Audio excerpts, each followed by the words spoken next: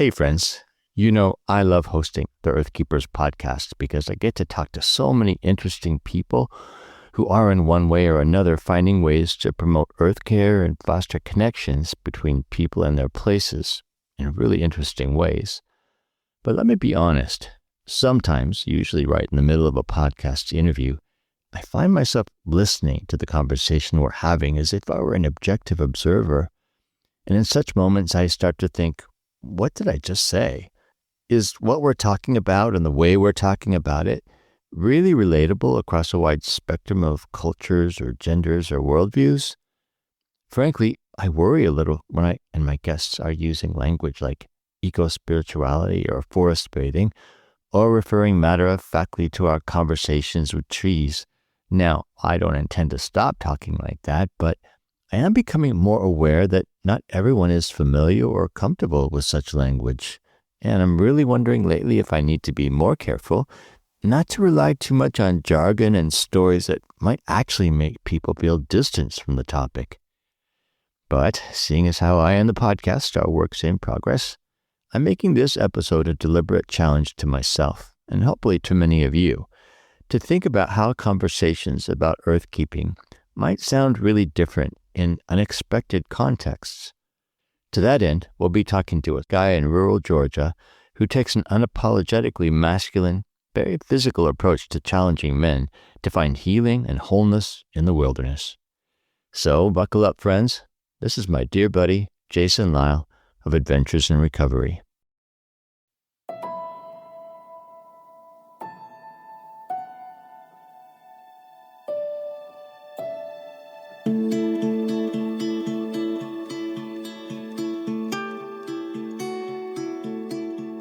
Welcome to the Earth Keepers podcast.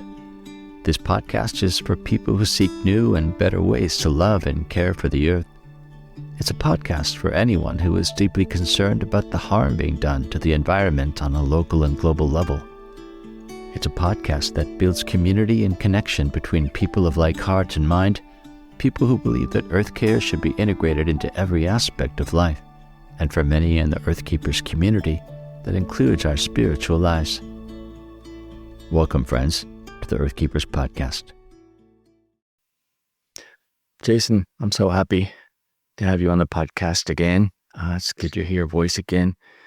I wonder if you could maybe just give our listeners an orientation to you, and let's maybe start with your place. Tell us about your place, where you are, what it's like, and what's your relationship to that place? Yeah, so I grew up in Georgia, in the metropolitan Atlanta area, in a little town just outside of Atlanta called East Point, and Jefferson Park was specifically where I lived. I was adopted on June 20th, 1971. I was born June 5th, so I spent a couple of weeks in foster care and was raised by two wonderful parents. I had a mom and a dad. Dad's plumber, pretty successful at it. Mom's stay-at-home mom, and created a relationship with the earth really early. I remember times when Mom would let me stay home from school because I had so many mosquito bites. I looked like I had the measles, and so just stayed outside a lot. And so grew up in Georgia, hunting and fishing. A bit of the Southern culture runs deep into my life. I was raised around men and women, but mostly men who lived off the land. That meant they killed their food, or they grew their food, or taught me how to forage mushrooms. These were your typical Southern men. They lived hard. I learned a lot of other habits from them too, but just really grew up knowing that I had a deep connection to the earth. Now I live in the North Georgia mountains. I'm sitting in my living room right now looking out the window at the tulip trees and the oak trees and a couple of sour woods. And I think there's a white oak. I still guide trips out into Colorado every fall. I spend a lot of time hiking. I hiked in Peru last year. I've been all over the world. It's beautiful, but there's nothing like the Southeast United States to me. It's just kind of where my heart is. I just bought a lot about 20 minutes or so from where I live now, and I'm about to hopefully build a small place on the lot, and it's very heavily wooded, and I am very excited to take out just enough trees to plant the house right where I want it. And so, yeah, that's me in a nutshell. Well, you are a co-founder and lead guide at an organization called Adventures in Recovery. And the mission statement on your website describes the purpose of the organization as facilitating personal growth, healing, and recovery for people impacted by trauma, grief, stress, and addiction through adventure, inner reflection, and companionship. Break that down for us. There's a lot there. And tell us about how your own life purpose resonates through your work at Adventures in Recovery.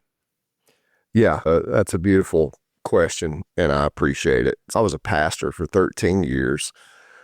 And when I planted the church, I was 33 years old, and we planted a cowboy church. We met in a barn. At the time, I owned horses, and I was a farrier, and I trained colts, and I had a plumbing company that I sold and started the church in the barn. And the reason why I did that was I just had a heart for men. Being in the construction business and being raised in the South and raised Southern Baptist, men just couldn't stand church. I mean, they just didn't care for church. And this is late 90s, early 2000s. So you have books like Wild at Heart coming out. You know, John Eldridge is writing this book about masculine spirituality. And you have guys like Max Lucado coming on the scene, and Mark Driscoll kind of explodes early on there in the 90s. And you have this masculine spirituality coming out, which obviously turned pretty nasty there as it got older, as many things do when power and money get involved. Anyhow, I digress. But through that whole process, I wanted to have a spiritual space for men to really be able to find their true spiritual self. We did hunting trips. We did fishing trips. I leased 400 acres in Taylor County, Georgia, where we would do these guided deer hunts and take men down there, and it had a lodge on it. And at that time, you know, theologically, it had this idea of what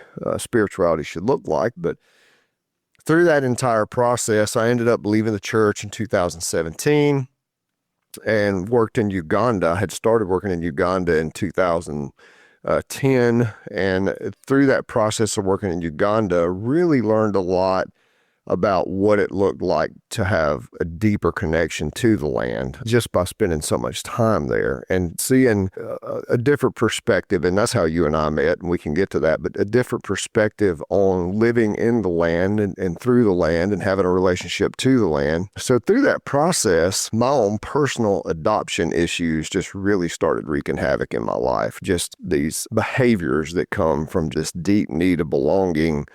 And if anybody's listened to this and you're adopted, you'll know what I'm talking about. Adoptees just never feel like we have a place in the world. I mean, we always feel like we're untethered and floating because we're born untethered and floating in a lot of ways. So that's a really hard dynamic to overcome. And for me, that kind of played itself out in extramarital affairs and a lot of trouble that I would have just trying to feel like I belonged to something, which is ultimately why I ended up leaving the church. But in that process, in about 2020, I met a gentleman named Rob Gent, and Rob taught me about central nervous system. Somatics is what most people would know it as, but how to get the brain and body connection back intact. And so to have this ability to feel something, but to be able to hold space for that something that you feel instead of just acting on it impulsively. And so I started practicing cold water immersion, breathwork, yoga, meditation on a regular basis. And that's been almost 4 years now. And it's been a daily part of my life ever since. I had a short stint in wilderness therapy in there. I worked for a wilderness therapy program where I would be out in the woods for 7 days and home for 7 days, and out in the woods 7 days and home for 7 days. And I've always spent time in the woods, but that really gave me the opportunity to see what isolation and wilderness could do to a mind, because some of these kids were staying in wilderness therapy 90 days. I mean, when I say staying, I mean, they're not coming out of the woods. They're living in the woods for 90 days. You could clearly see the regulating impact that wilderness had on the brain. And so I started thinking, man, what if you just had this big reset, like a 5-day reset where you just walk off out into the woods and you're disconnected from your phone, you're disconnected from the made up reality that we live in every day. You're living in a tent, you're eating your food out of a freeze-dried bag, you're carrying everything you need on your back. What would that look like? And then while you're out there, you're just learning what it means to have these tools of nervous system regulation. So we started Adventures in Recovery. And through that process, we have seen unbelievable success. Now, here in Georgia, we have what's called accountability courts, but it basically gives an intensive outpatient program to people who can't afford it through the court system. So it's court mandated. And we were getting most of our clientele from there. And this thing started to evolve, man. And we had guys who had lost their children to untimely death and tragic accidents. And we started working with them. We have guys really dealing with depression, a lot of pornography addiction. We've had people divorced, you name it, all manner of problems. We're about to rebrand Adventures in Recovery as Air Georgia instead of Adventures in Recovery, because that word recovery just throws people off. We have 65 or 70 guys in the alumni. We meet every month. We're going to do a hike up one of the mountains here all together. But we do these hiking trips, 2 in the spring, 2 in the fall. One will be what we call a newcomer trip for guys coming into the program, and the other will be alumni. And it just has created this whole cohesive program that supports men's mental health. And what we have noticed, Forrest, is that if we can get a man to go outside and spend some time in the woods where he's not in control of a thermostat, he's not in control of a toilet, he's not in control of a water faucet, he is completely out of control, and the only thing he can control is his response to that external stimuli. And then we start teaching him, and by the way, here's a few tools that you can use. We have seen unbelievable results. We have one young man, he's 33 years old. He sent me a text on his 33rd birthday and said, "Thank you for my first sober birthday since I was 13. And he was shooting meth to wake up and heroin to go to bed. He's found control, put his life together. He's got him a girl now. He's got a job. It's just unbelievable, some of the things we've seen. And so that's kind of what Adventures in Recovery is all about. I want to return to this deep motivation question.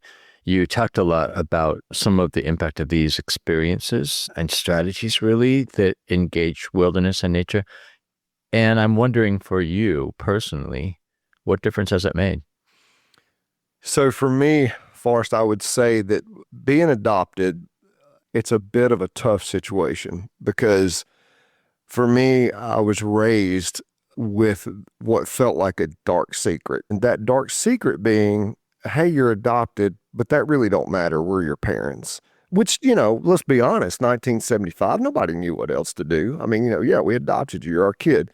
Nobody ever had any idea. And I remember the first time even realizing this, I was at church on a Monday night, and this kid started calling me Little Orphan Annie. And I'm like, shit, I mean, why are you calling me Little Orphan Annie? And then I realized, I'm like, oh, wait a minute. Yeah, you're right. I mean, I was an orphan. And so for me, my response to what somebody thought about me meant more to me than what I thought about me.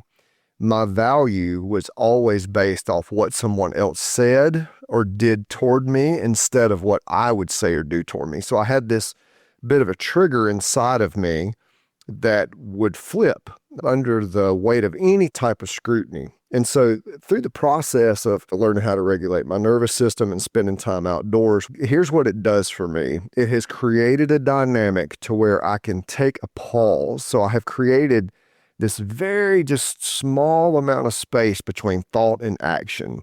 Now, that space between thought and action gives me just a moment to choose how I'm going to move forward, what I will believe about myself, what I will believe about the situation that I'm in. Will I choose to react to that situation as a little adopted baby, or will I choose to react to that situation as a grown man? So it has given me this capacity to use some clinical words to widen the window of my tolerance. Now, the way that ties into the wilderness when I'm out in the woods is I also start to see things that Jesus said. And Jesus would say, consider the lily. It doesn't toil, it doesn't spin, it's just beautiful. Or consider the bird. It doesn't work, it doesn't worry, it's not stressed, it's just birding, it's just doing what it does. And so when I'm in the woods and I'm barefooted and I'm walking through the woods looking for chanterelle mushrooms, I am at the very basic core of what I actually am as a human being. I tell guys all the time, they're like, I don't know about pooping in the woods. I'm like, brother, that's how you're designed, man. I know that's kind of unpopular opinion, but now we know scientifically that a full squat is the way to go when you're emptying yourself, right? So to me, the woods forced me into this situation to where I am no longer in control. something larger than me that's in control. And if you've ever slept in a one-man tent during a Georgia thunderstorm, you know what I'm talking about. And the only thing I can do is choose how I will respond.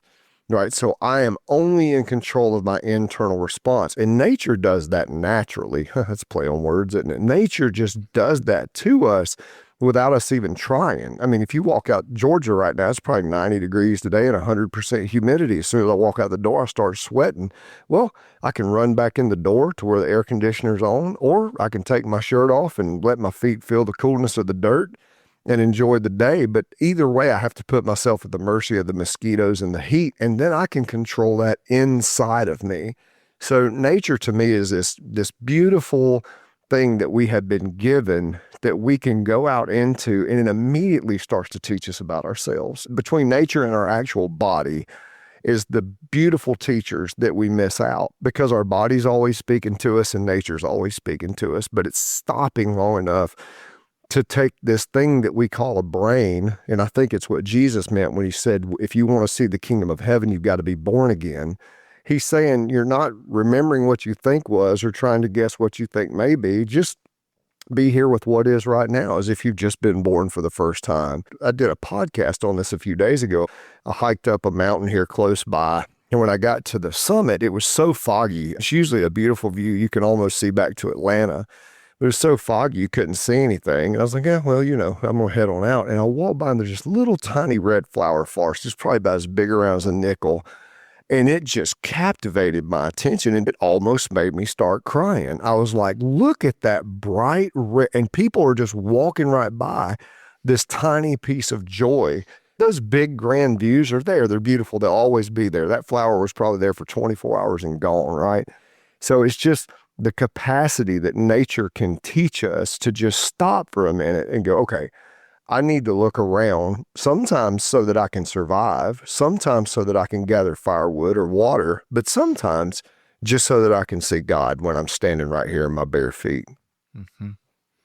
I want to say a couple of things. Yeah. First, I'm grateful to you, and honestly, I'm grateful for the work that you've done in terms of your own adoption and how that impacts your identity, because through our friendship, you've helped me to, I think, be a better parent to my adopted daughter. And maybe to anticipate issues in her life that I might not have thought of otherwise. So I appreciate that. Yeah. The other thing I wanted to comment on, and this is a little bit amorphous, it's hard for me to put into words, but there is a sense that I have of you, that you are a lot more present in your body than most people I know. I mean, you have this relationship with your physical being that just feels really grounded. I'm not even sure how I know that, but it sure seems like a difference to me. And I'm wondering if that's something that has been intentional for you. Do you notice it yourself, that there's a different relationship you have to your physical presence? Yeah. And I'll tell you, I think there's several reasons behind that. In Western civilization, we think of yoga as an exercise program. We think of it as, well, I'm going to sculpt my body into this thing. Of course, there is a benefit to our appearance when we do yoga, but yoga is about feeling your body and feeling it in totality. So whether that's a body scan or whether that's a forward fold or whether that's an 8-angle pose, it doesn't matter. You're learning how to feel your body in balance. You're learning how to feel your body in tension, and you're learning how to sit with that balance and that tension until you find the tiniest bit of release, or you find that weightlessness that we get to when we're in an 8-angle pose or a crow pose. But the other thing, Forrest, that I think is even bigger is the cold water immersion. I do it every single morning, straight out of the bed, go to the restroom, walk out on my back deck and crawl in the ice bath every single morning, or I get in a cold shower, just depending on where I am in the world. If I don't have access to ice water or a river, it literally puts you into your body. Now, after 4 years of doing this, I could tell you what has began to happen for me. And a really good illustration of this, I went on a birthday hike last week with a friend, and I had started taking these supplements for men's support, and I'd started taking them, and I realized just this really bloated feeling in my upper abdomen, and it 100% felt like my liver was swollen. And I was like, what is going on with that? And then it dawned on me, well, these things must be really hard on my liver. I quit taking them. And 2 days later, I could just feel like, oh, okay, well, that's gone. So the relationship of being present in my body has given me the capacity to do things such as feel the way that my body responds to food. I've adopted a vegetarian diet pretty much. I'll pescatarian-ish, and people laugh at that. Victoria Laura, she laughs. She calls me the vegetarian hunter, right? Because I still take guys elk hunting. But that's less about my protest of meat and more about I can just feel my body is better without meat. Now, as I said, I had tuna last night, and then I'll still break out a deer steak every now and then if I feel like I need protein. But for the most part, my body feels lighter. It feels more nimble. It feels like my breath moves through my body easier. I can maintain 175 to 180 pounds this way. I fast every Monday and Thursday. Specifically fast, though, because I want to feel my body and I want to give my body a break from having to constantly digest food. And I can feel my body move that food through the system and then sit there empty. And we know that scientifically there's tons of benefits to fasting, but my point is not to fast because I want to lose weight. My point is to fast because I want to know what it feels like to be hungry and be okay with it and not have to respond by going to pick up, the next handful of almonds or the next Oreo cookies. One of the first things that happened when Rob taught me how to connect my prefrontal cortex to my amygdala, which means I'm bringing my rational thought into contact with my fight or flight, my limbic system. It was as if all the theology that I had learned over the course of 13 or 14 years just downloaded into my body, and everything started to look so different. I mean, it's like I was believing with my body instead of my brain. And it's when a lot of my theology shifted away from dogma and systems and circles that we draw around our belief about God. And it became this felt experience. I started feeling the presence of God in my spinal cord, like practitioners of Kundalini yoga have been talking about for thousands of years. And my body became a literal temple, just like it's said in the Bible. It's like my body feels like it's holding this divine thing if I can just stop long enough to find access to it. And so with Adventures in Recovery, and also Sacred Grit, a new platform that I teach on, teaching men how to embody themselves in order to find that divine presence within themselves and getting that mind, body, soul connection and balance so that their decisions are made in a manner that loves back toward themselves. And Jesus says, love the Lord your God with all your heart, soul, mind, and strength. Love your neighbor as yourself. I believe we have to start with ourselves. I don't have anything to give the world if I'm not first giving myself love. And that could be through my diet, through my exercise, through what I take into my brain, how much screen time. If I'm choosing to love myself, from there, I can naturally love other people. I'm not using them as a vehicle to feel better about myself. I can just love them for free. And I think that is what the love of God is. It's just this free, open, absolute availability with no attachment to the outcomes, just pure love for absolutely free. And that's kind of been what this has done for me is, it has put me in my body. You use a phrase to describe your work called nature immersion model or wilderness immersion. Tell us what that's about. You've already alluded to certain core principles. And then maybe answer this question. Is there something about that model that's connected to wilderness and to nature that maybe has particular appeal to men or perhaps particular effectiveness when working with men? Yeah. So nature immersion model to me can mean a bunch of things. I encourage my guys that I work with to on a daily basis to touch the earth. It's this great source of energy. And I would encourage anyone to put your bare feet on the earth 20 minutes a day if you can make it happen. It's unbelievable the health benefit that has. Nature immersion for me means if I go over here to the reservoir, there are many times that I just go there, throw my phone in the front seat of the truck, and I walk. And as I walk, I'm not just walking to get exercise. I'm looking at the trees, how the tulip tree leaves have a notch on the end, and it's one of the only trees that have that type of leaf. And I'm looking how the red oak trees have these little thorny ends, but the white oak trees have a lobed end. Or I'm looking for a particular edible. I might be looking for pipsissewa, which is good for kidney stones, or I might be looking for broadleaf plantain that we can use for bee stings. But I'm immersing myself in this world that we call nature as if it's separate from us, but that is actually our natural habitat. And so when I'm immersing myself in that, I'm going back to what I am created to be. Men are wired to move and to produce. Our masculine energy thrives in challenge. So when you take men out into the mountains and you put a backpack on their back, and there's 4 of us, 5 of us, 10 of us, and each pack weighs 25, 30 pounds, and you start up a hill, there's a level of camaraderie that starts being built inside what we call suffering. I don't think it's suffering. I just think it's beautiful. But we build this camaraderie because we're doing what we are created to do. We are moving our bodies through nature without this plastic, metal, asphalt, coffee shop driven culture where everything is at the tip of our fingers. We have to think strategically. Okay, so we're going to this campsite. Well, is there water nearby? Or are we going to have to walk to water? If we have to walk to water, we have 6 guys. How are we going to get that much water back up here? Well, I know this view is beautiful up here on top of Ball Mountain, fellas, but it's half a mile back to water. Who's going to carry all that water? Oh, yeah, wait a minute. So that problem-solving piece, it looks like there's a thunderstorm coming. We better get a tarp up so we have somewhere to get in out of the rain. We have to start looking at the world in a way that we must adapt to the world instead of walking over to a thermostat and turning down the air conditioner and making the world adapt to us. And I think that speaks to the hearts of men and women. So ladies, I'm not leaving you out. I'm just saying I'm not a woman, so I can't really tell what the female perspective is from this. But for a man, there's a sense of empowerment that comes from walking out into those woods for 3 or 4 or 5 days.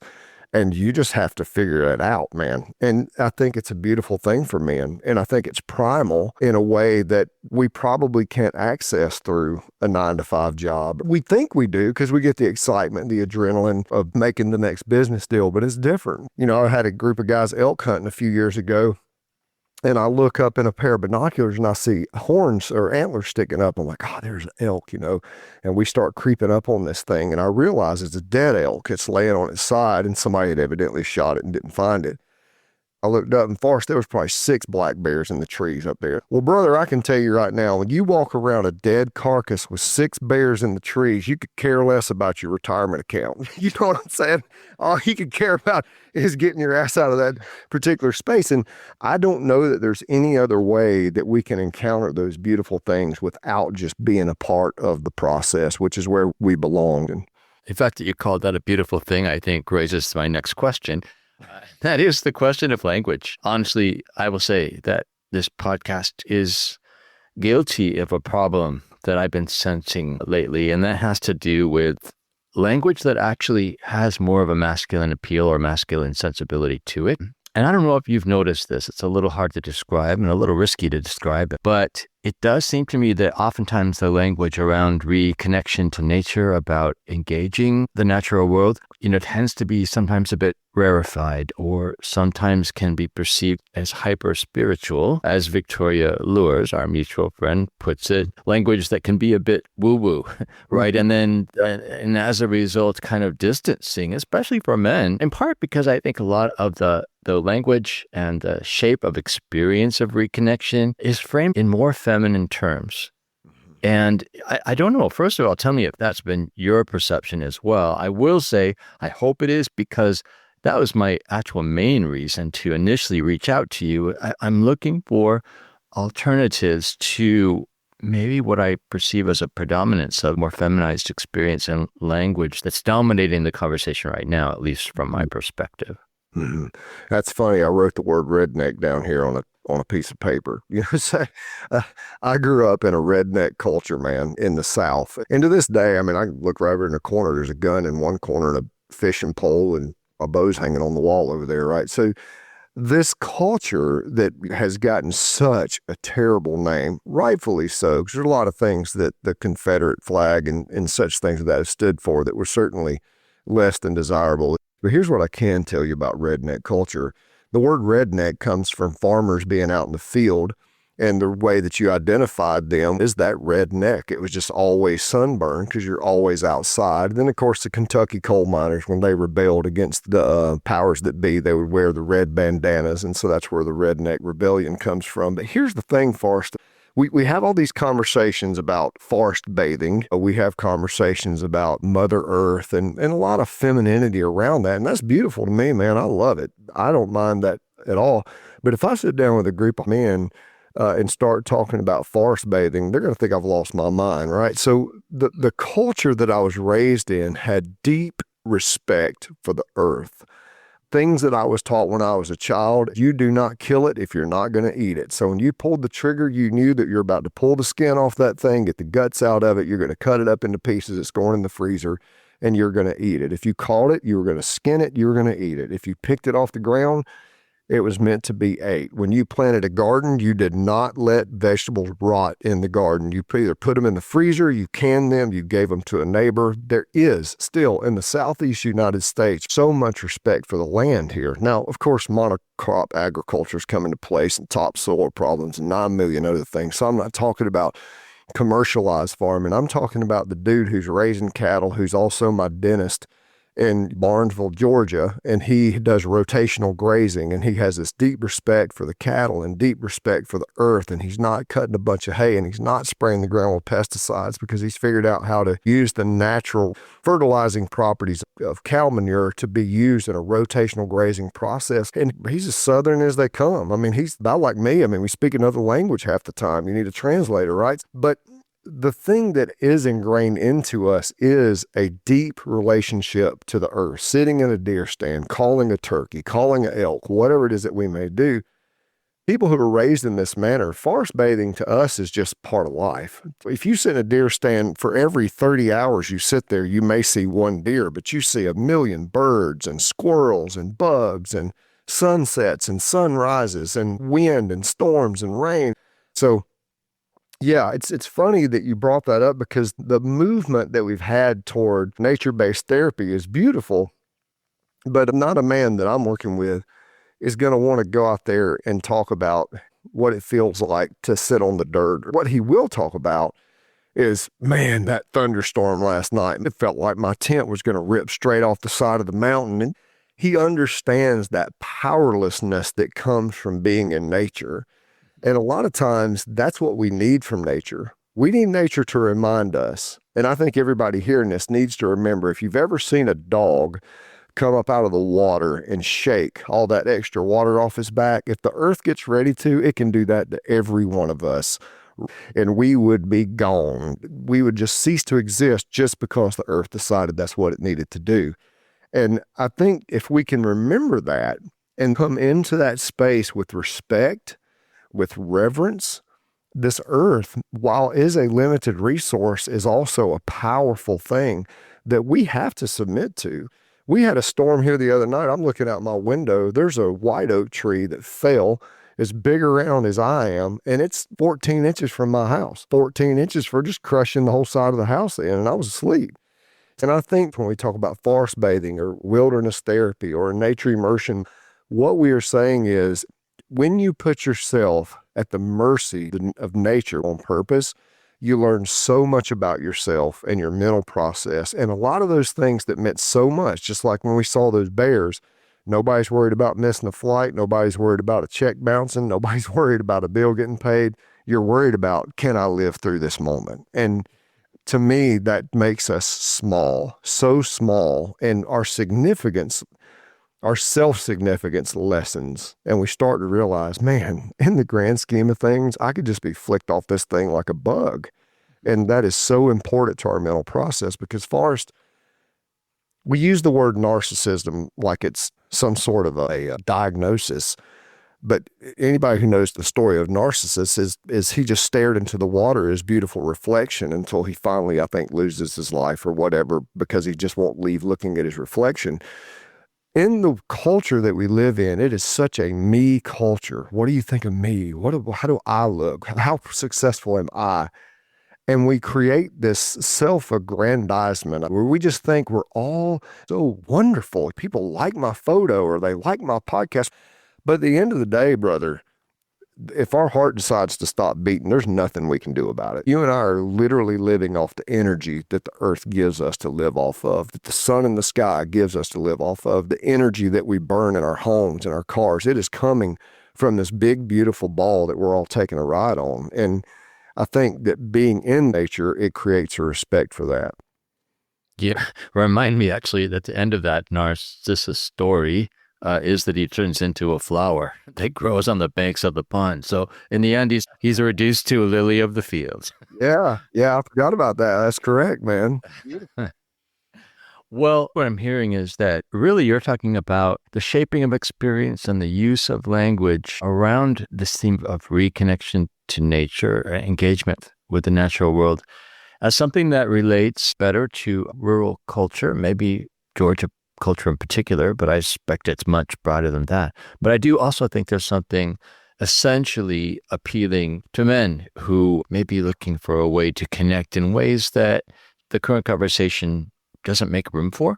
So I appreciate your attempts to try to create that or discover that language and to really look for the analogies and metaphors and curated experiences that can lead men in particular into this place of reconnection. And I do want to maybe cite your website again, because there's a statement there that I thought was striking. You say on the website, by entering wild space, humans regain their connection to the cycles of nature and self.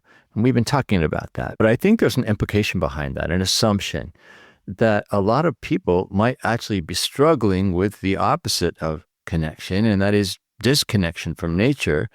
And I'm wondering, in your view, is such disconnection really a cause of a lot of the struggles that modern folks face, things that we need to recover from? Is disconnection perhaps at the root of it, even as it might be the source of the cure for it? It is, Forrest. And here's what I do believe. We have created a culture that very much says if something is wrong inside of me, I need something from outside of me to fix that which is wrong inside of me. So we'll say, well, if I'm depressed, I'll take an antidepressant, or if I have anxiety, I'll take anti-anxiety medication, or if I'm overweight, I'll take a shot. I'm certainly not against medication or the process of getting a head start, but that's not the long-term solution. The long-term solution is to look inside of myself. So what's the best way to do that? Well, I put myself in situations where outside of myself will not bend to me, and that's nature. When I'm in nature, I have no choice. If I'm 8 miles from my truck and a thunderstorm comes up, even if that is a tornado, I have few options, and all of those involve me bending myself to that circumstance, not the circumstance bending to me. So I think about our definition of a relationship to God. We begin to think that I can take the entire world, whether it's dropping my thermostat down to 72 degrees when I'm hot, or whether it's going to the bathroom and washing my hands when they're dirty, or being able to walk into my kitchen and get a bagel and cream cheese. I have all this control over my internal responses. I'm hungry, I'll get something to eat. I'm hot, I'll make it cooler. I'm thirsty, I'll turn on the water. But when I'm thirsty and it is a 2-mile walk to the river, and then I have to get there, and then I have to get a filter out because I have to filter that water, because if I don't, it'll make me sick. I am at the mercy of my external circumstances, but I get to control my internal response. And therefore, my mistakes become education. They don't become somebody else's responsibility. So yeah, I think that, to your point, the thing that nature offers us and the thing that the earth offers us is the unbelievable education of what it means to have to just be at the mercy of something bigger than ourselves. And that is a relationship to the divine. That is a relationship to the greater ethos of humanity, or the universe, or whatever you want to call it, God, whatever that looks like. That is the relationship. We are saying, if we call ourselves a faith-based person, you're saying, there's something bigger out there that I am submitting myself to, and there's no better teacher of that something bigger than nature. It forces us in that place. So this might be putting you on the spot. It's putting me on the spot to a degree, and we can always edit this out. That's the glory of podcasting. Yeah. But I want to ask you, we've spent time together, you and I, in Prague, in Seattle, in Uganda. So you know enough about me and my life to make some personal connections to all this. How do you think that I personally could benefit from one of your wilderness immersion experiences? And maybe what sort of healing do you think I might need, or some sort of spiritual connection I might discover through a wilderness adventure?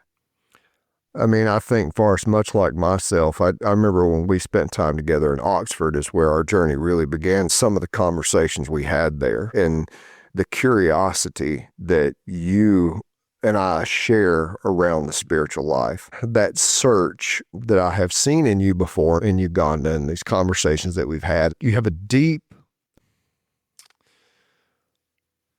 desire to be the best version of yourself that you can be. That is 100% obvious. If anybody knows you, they know that your desire is to be the best version of yourself and to express that version of yourself in a manner that helps the world grow into a better space. I think what you would take out of one of the trips is a deeper understanding of who you are as a human when you're confronted with probably three things. Number one, and I know you spent time in nature, so I don't mean that you don't know what you're doing, because I know you have. But number one is just that internal response to the external world. There's nobody out there that can't really benefit from that. The second thing is just a community of men. And that community of men, ranging from someone who was shooting heroin in their veins 6 weeks ago all the way up to an attorney who's owned his own law firm for the past 25 years. And sitting in that company around a campfire, and everybody is equal. And that co-powerment word that you've used so much that I still use to this day really becomes apparent around that fire, because you're going, yeah, I have things to offer, but this kid over here who's 21 years old, who is just shooting heroin, God, he has so much to offer me. And while I may offer him something, I mean, I'm getting just as much from him than he is me. And then the third thing is, of course, just the disconnect, man. That disconnect of the endless supply of information that's coming at us, that's so much harder, brother, to parse out what's real and what's not real right now.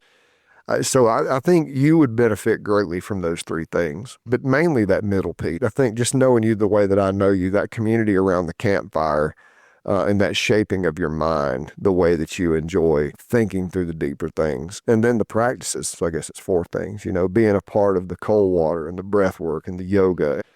And I know you do some of that already, but feeling what the entire nervous system reset looks like and feeling that. Some people, when they feel that nervous system reset for the first time, for some people, it's a psychedelic experience. They'll talk about the sky looks bluer, the leaves look greener. They have a clarity that they've never had before. Yeah. Well, I think you know me, brother. Thank you for that. Yeah, absolutely. I love your wisdom. Thank you, friend. Speaking of wisdom, I'm sure that, anyone is welcome from anywhere to join you in your adventures in Georgia. And we'll put in the show notes for this episode various connections about how people might do that. But I want to see if you can give listeners some actionable strategies that they might consider engaging when it comes to seeking wholeness through nature. Mm-hmm. Actionable strategies usually for me involve beginning with putting yourself in a situation where you're not in control. And most people that I have done that with, it'll start with go to your local park where there's a creek and take your shoes off and just let the cold water run across the tops of your feet and stay with it. Go for a barefoot walk and be really intentional about where you place your feet. Feel all of the sensory input that comes through the bottom of your feet.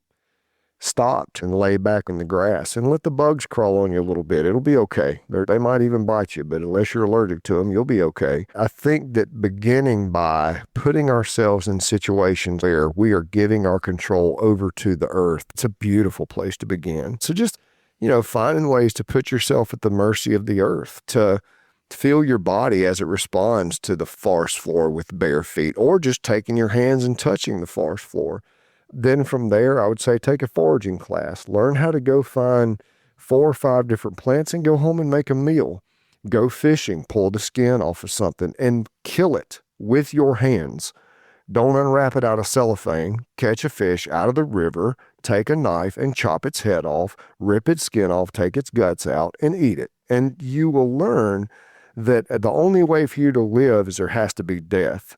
And that death, either you do it or you pay somebody else to do it. So it's happening one way or the other. Every time you eat a piece of chicken, somebody had to cut its head off. And every time you eat a piece of beef, somebody had to put a bullet through its head. So be a part of that process. I'm not saying that you become a hunter, but I am saying if you're going to be a meat eater, get in the system, man. Go catch yourself a fish or go kill a squirrel and pull the skin off and eat it. Or find somebody who can mentor you through that process. Those two things would be my biggest actionable steps. Learning how to be in your body and learning how to be a part of this circle of life that we call nature.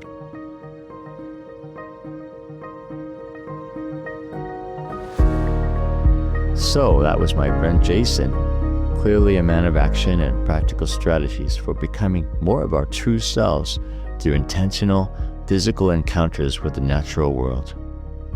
He offered plenty of great challenges that each of us might consider, ranging from finding ways to give over our illusions of control through submitting ourselves to the unpredictabilities of wilderness, to simply making literal daily connection to the earth through physical contact with the ground.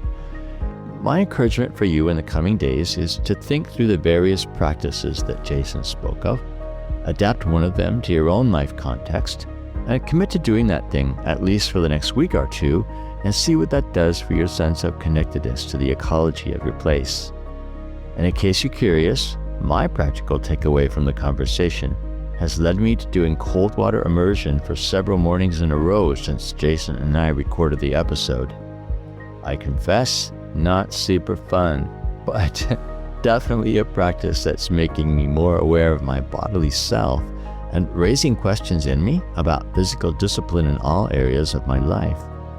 Now, if you want to hear Jason coaching me a bit about how to begin cold water immersion, go to the Earthkeepers website to access that conversation for free. And while you're there, be sure to sign up for the Earthkeepers newsletter. Of course, another sort of practical application we can all draw from our conversation with Jason has to do with connection and communication with other people about earth-keeping topics. Jason's example makes it so clear that the ways people talk about and connect to nature are necessarily diverse, depending on their places and cultures and even their gender. Personally, as someone who wants to encourage better earth-keeping awareness and practices, I've been challenged by Jason's example to be more inclusive and context-aware when I'm connecting to people who don't already think or talk like me.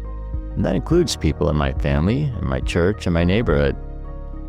Perhaps that's an area of challenge for you to take hold of from this episode. Maybe ask yourself, how do I talk about engaging nature or advocating for the earth?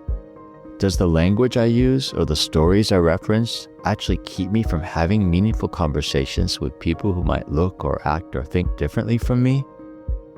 Anyway, something to think about, friends, if we really are committed to building communities of earthkeepers.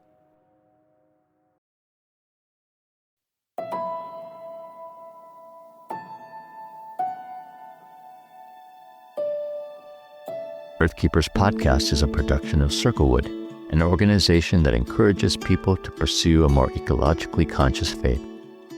Our executive producer is James Amadon, and our sound engineer is Dave Olfers. Jocelyn Gentry is our communications manager, and Forrest Reed and Levin Poltavsky are the composers of our original music. I am Forrest Inslee, your podcast host, and I'm really grateful for the time you spent listening to this episode. If you would, help us expand our reach by following or subscribing to this podcast on your favorite listening platform. And be sure to go to our website to sign up for a podcast newsletter. If you know someone who would benefit from hearing this podcast conversation, it would be great if you could send them a link. In any case, I hope you'll join us again for our next episode of the Earthkeepers Podcast.